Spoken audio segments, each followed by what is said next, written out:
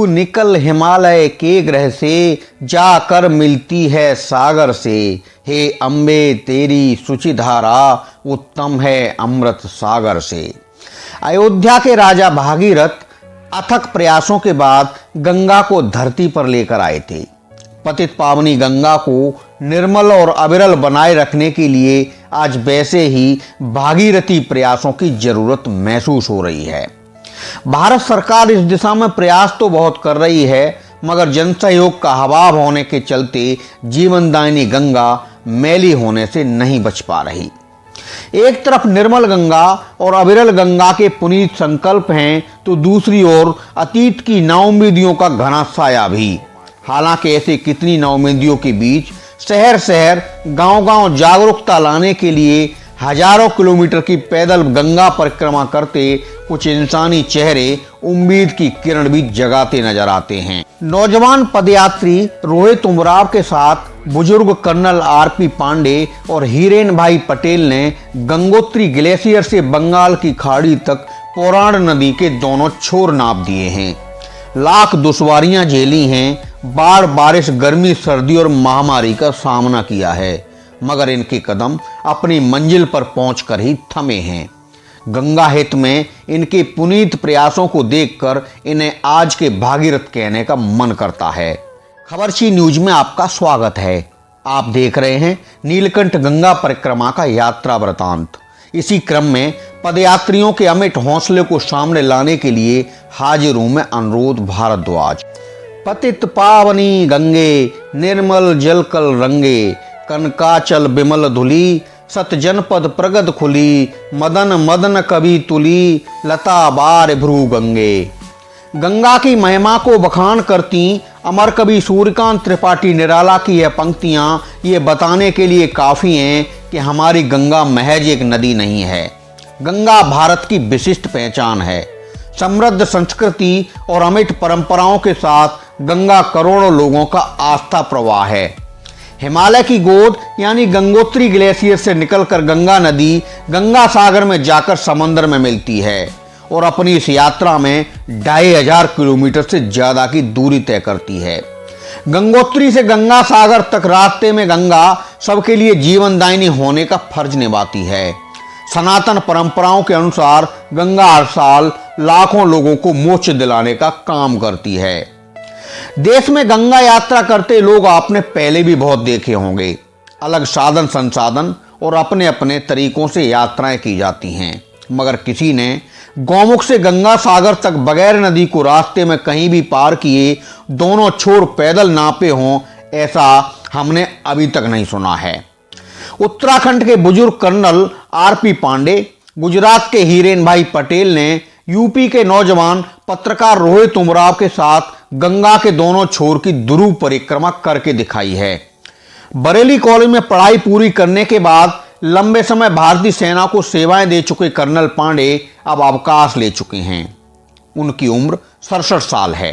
मूल रूप से अल्मोड़ा के रहने वाले हैं और अभी महाराष्ट्र के वासी हैं। कर्नल पांडे सेना के तमाम साहसिक अभियानों का हिस्सा रहे हैं और जाने पहचाने माउंटेनियर हैं। अहमदाबाद गुजरात से ताल्लुक रखने वाले हीरेन पटेल पेशे से किसान हैं और जिंदगी के 65 बसंत देख चुके हैं। हीरेन पटेल पूर्व में अहमदाबाद से लंदन तक की यात्रा बाइक से तय कर चुके हैं। कर्नल पांडे और हीरेन पटेल के तीसरे साथी 42 वर्षीय रोहित उमराव रहने वाले यूपी के फतेहपुर जिले के हैं और बरेली, हल्द्वानी, कानपुर, इलाहाबाद सहित कई शहरों में नामचीन मीडिया संस्थानों को बतौर फोटो जर्नलिस्ट अपनी सेवाएं दे चुके हैं।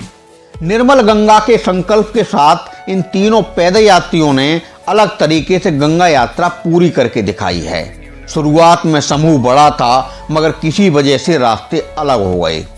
यूपी में कासगंज जिले की सीमा में गंगा यात्रा के दौरान युवा यात्री रोहित उमराव कोरोना बीमारी की चपेट में आ गए, तो आगे की सीनियर साथी कर्नल पांडे और हीरेन पटेल ने कठिन यात्रा खुद पूरे करके दिखाई है। गंगा यात्रियों ने टीम खबरची को बताया कि उन्होंने परिक्रमा की शुरुआत प्रयागराज से 16 दिसंबर 2020 को शुरू की थी। यूपी, बिहार, बंगाल यानी प्रयागराज से वाराणसी, कटिहार, मुर्शिदाबाद, 24 परगना जिला होते हुए गंगा का एक छोर तय करते हुए वे सभी गंगा सागर पहुंचे थे। फिर गंगा के चरणों को नमन करते हुए गंगा सागर से बंगाल, झारखंड, बिहार, यूपी से उत्तराखंड यानी हावड़ा, पूर्वी बर्धमान, मुर्शिदाबाद, साहेबगंज, भागलपुर, मुंगेर, पटना साहिब, बक्सर, चंदौली, मिर्जापुर की सीमा से होते हुए दूसरे छोर से प्रयागराज में दाखिल हुए। प्रयागराज से कानपुर, कन्नौज, फर्रुखाबाद, कासगंज, बदायूं, बुलंदशहर, बिजनौर, हरिद्वार होते हुए उत्तराखंड की सीमा में प्रवेश किया। पहाड़ पर नदी के दोनों छोर नापना नामुमकिन जैसा है, मगर रास्ते में रोहित उमराव के बीमार होने के बाद कर्नल पांडे और हिरेन पटेल ने पहाड़ पर दोनों छोर की गंगा यात्रा कैसे पूरी की, ये खुद में एक रिकॉर्ड है। रास्ते में बहुत दिक्कतें आईं। कोरोना महामारी की वजह से यात्रा बीच में रोक भी देनी पड़ी, मगर हालात ठीक होते ही फिर से यात्रा शुरू कर दी गई। गौमुख से वापसी में रोहित उमराव भी स्वस्थ होकर यात्रा में जुड़ गए और उसके बाद तीनों यात्री निर्मल गंगा, अविरल गंगा का संदेश देते हुए हरिद्वार से प्रयागराज जा पहुंचे। नीलकंठ गंगा यात्रा अब अपने मुकाम पर पहुंचकर विराम ले चुकी है। पदयात्री कर्नल पांडे, हिरेन पटेल और रोहित उमराव ने पूरी यात्रा के दौरान जीवनदायिनी गंगा को निर्मल बनाए रखने के लिए अपनी तरह से लोगों को संदेश देने का काम किया है। इनके पुनीत संकल्प को देखकर सरकारी एवं सामाजिक संगठनों के साथ बड़ी संख्या में आम जनमानस यात्रा के स्वागत में उमड़ता देखा गया है। स्कूली बच्चों तक ने आगे आकर यात्रा का जोरदार स्वागत किया है और मोक्षदायिनी गंगा को स्वच्छ बनाए रखने की सौगंध उठाई है। देखना यह है कि गंगा पदयात्रियों के प्रयासों को समाज, देश और प्रदेश के लोग किस तरह से आगे ले जाते हैं। सरकार की नमामि गंगे परिकल्पना साकार भी तभी होगी जब हर देशवासी नदियों के वजूद को बचाए रखने की दिशा में अपनी अपनी तरह से योगदान दे। नीलकंठ गंगा परिक्रमा के रास्ते में टीम खबरची ने गंगा पदयात्रियों से बदायूं की हद में जाकर मुलाकात की और अपनी तरह की अनूठी यात्रा करने वाले कर्नल पांडे, हिरेन पटेल और रोहित उमराव के जज्बे और हौसले को अपनी आंखों से देखा, महसूस किया। पदयात्रियों के सार्थक प्रयास को नमन करते हुए हमने गंगा परिक्रमा के मकसद को लेकर उनके साथ विस्तार से बातचीत की है। आप भी जानिए आज के इन भागीरथों की जुबानी नीलकंठ गंगा परिक्रमा की कहानी बारी बारी। नमस्कार, आप देख रहे हैं खबरची न्यूज और नीलकंठ गंगा परिक्रमा यात्रा के कवरेज के लिए आज खबरची टीम पहुंची है बदायूं के कादर चौक कस्बे में। भागीरथी प्रयास सिर्फ सुने गए हैं, भागीरथी प्रयासों के बारे में आज हम सब कुछ अपने आंखों से देखते हुए, सब कुछ अनुभव महसूस करते हुए हम गंगा यात्रा के 3 यात्रियों के साथ उनके यात्रा वृत्तांत, उनके अनुभव, उनका संघर्ष, उन्होंने किस तरह से ये यात्रा शुरू की, हजारों किलोमीटर पैदल चलने के बाद वह किस तरह से प्रयागराज की ओर अपने कदम आगे बढ़ा रहे हैं, हम बारी बारी इन तीनों यात्रियों से जानेंगे। हमारे साथ मौजूद हैं रोहित उमराव, जो हमारी कभी पत्रकारिता के साथ ही रहे हैं। रोहित उमराव का जज्बा, उनका संघर्ष, उनकी सेवा इस यात्रा में हमने आंखों से देखी है।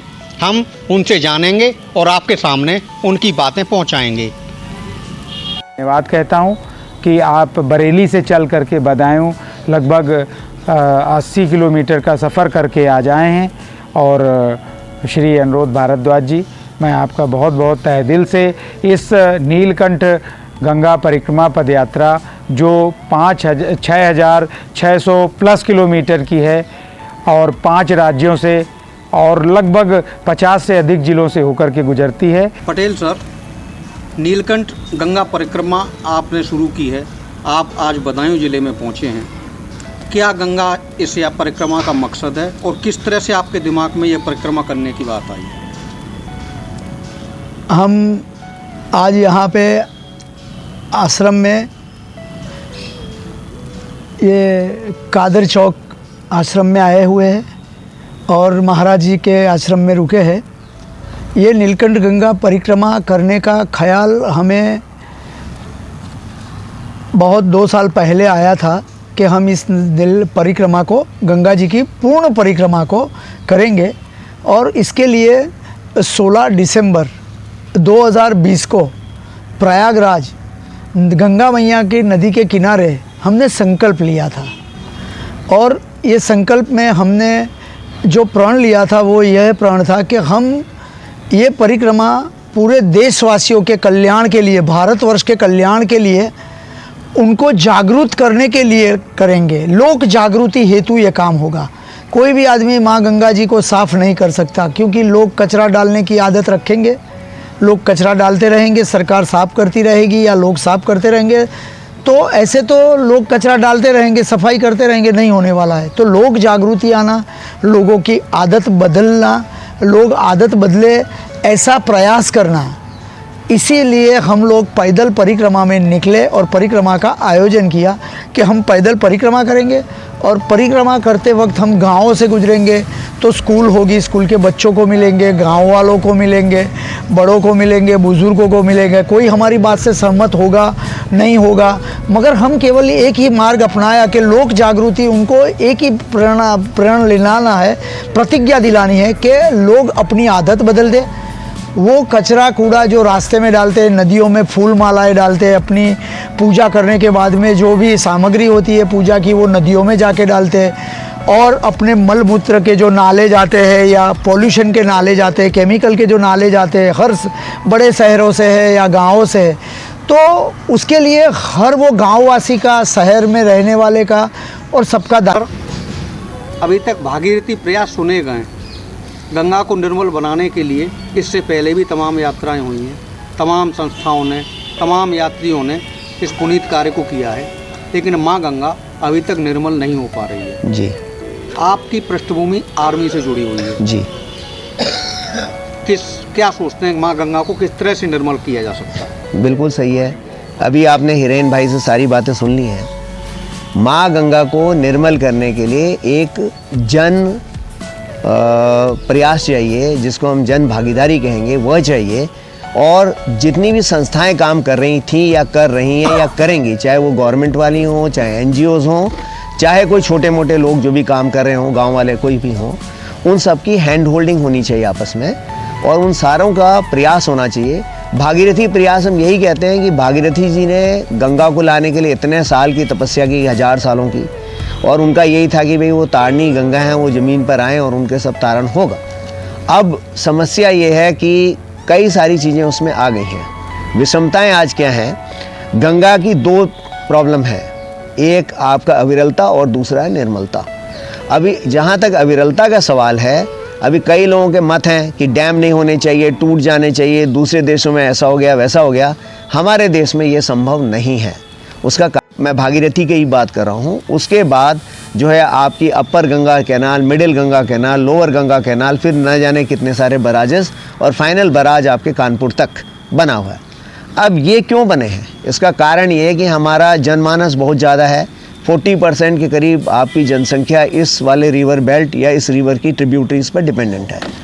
अब उनके लिए जो ज़्यादा जल है, 80% से ज़्यादा जल कृषि के लिए इस्तेमाल होता है।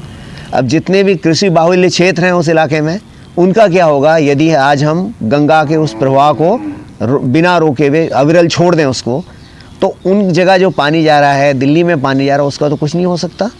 तो वो नहीं होने वाला, वो नहीं हो सकती।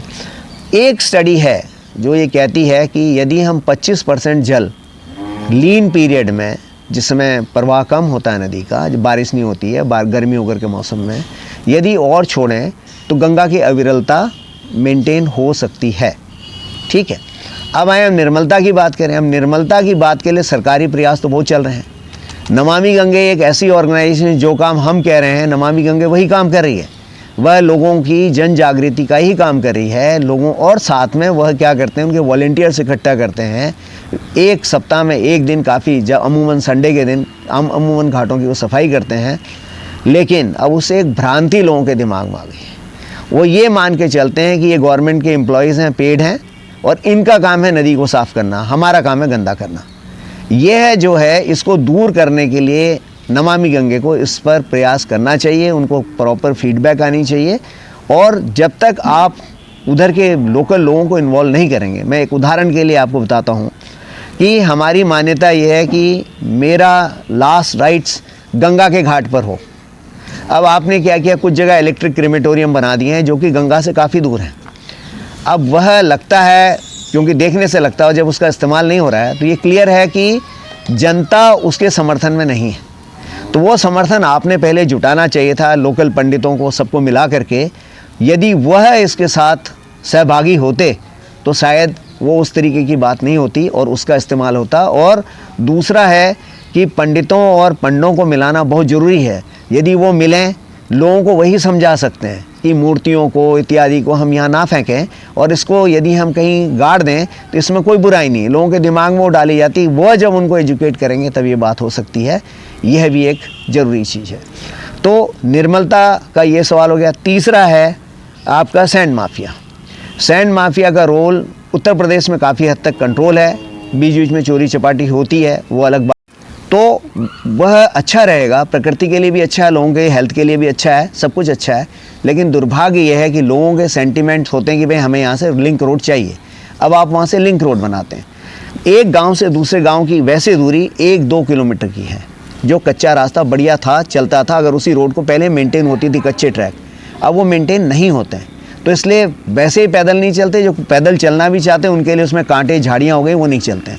10-10 किलोमीटर 20-20 किलोमीटर से लिंक है। तो इंडिविजुअल 20 किलोमीटर गाड़ी चलाता है लेकिन 1 किलोमीटर पैदल नहीं चलता। ओके, जो अभी थोड़ी बहुत वो मेंटेनेंस होती थी वो बंद हो गई है। तो ये दूसरा फैक्टर है जिसके अच्छा, हर जगह पर अब हम जो मकान नहीं बन सकते हैं, हमने पक्के मकान बनाने स्टार्ट कर दिए हैं। ज़मीनों की दुनिया भर की खुदाई हो गई, नदियों के किनारे किनारे में सब हो गया, ढलान में लोग, कोई प्लानिंग नहीं है, कोई गवर्नमेंट की कोई रुकावट नहीं इन चीज़ों पर। ये भी एक फैक्टर है जिस कारण से ये आपदाएं आएंगी। चौथा फैक्टर जो है वो है पेड़। पेड़ों की डेंसिटी डे बाई डे कम हो रही है। यदि आप नए पेड़ लगा रहे हैं, उस पेड़ की फुल ग्रोथ के लिए 20 से 25 साल चाहिए। अभी छोटे छोटे पेड़ हैं, वो ज़मीन को होल्ड नहीं करते हैं।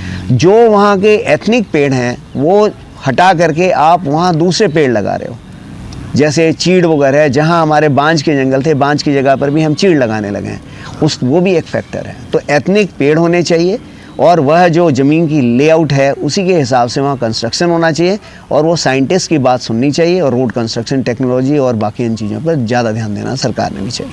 सर, प्रयागराज से गंगा सागर, जी, गंगा सागर से गौमुख, गौमुख से फिर प्रयागराज, जी, क्या इस तरह की यात्रा कभी और भी किसी ने की?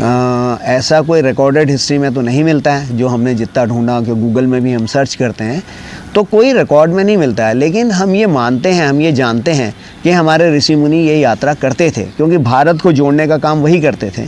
और वो जितने भी मंदिर हैं, आप देखिए उधर कहीं पुजारी बिल्कुल साउथ का है, इधर नमूदरी पंडित हैं, और इसी प्रकार साउथ में नॉर्थ के लोग, ये मंदिरों की लेआउट इस प्रकार है कि भाई शिव जी के मंदिर एक लाइन में हैं। ये सारी चीज़ें जब बनी हैं तो इनका ज़रूरी बात है इधर लोग जाया करते थे। इसी प्रकार गंगा के तट पे भी लोग घूमते थे, उनका विचरण होता था, वही संपर्क होता था। इसीलिए आपको जगह जगह पर घाट मिलेंगे, कई आपको पड़ाव मिलेंगी, धर्मशालाएं मिलेंगी। लेकिन ये लगता है वैदिक काल के बाद धीरे धीरे, जैसे अभी वही है, लोग चलना फिरना बंद हो गया, बहुत कम चलते हैं, शायद ये बंद हो गया होगा, और ऐसा कोई रिकॉर्ड में नहीं मिलता।